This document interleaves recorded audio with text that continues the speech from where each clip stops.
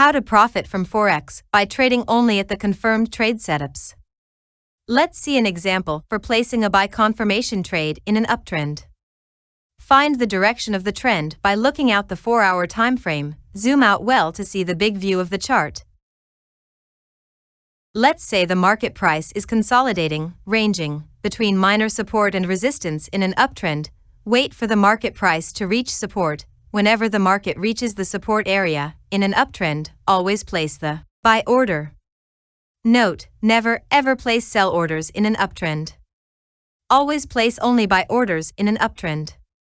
Similarly, in downtrend, always place only sell orders, never place buy orders. Why do we say this? Your trades won't be lost easily if you keep following the trend direction. Follow the trend direction to make big profits without any effort. Your focus is to keep buying only at the low levels in an uptrend and keep selling only at the higher levels in a downtrend. By using this simple technique, most of the hedge funds and institutional traders make a lot of money. You too can make enough money if you wait for the confirmed trade setups with patience. Don't forget to like, comment, and share this video. See you guys in the next video.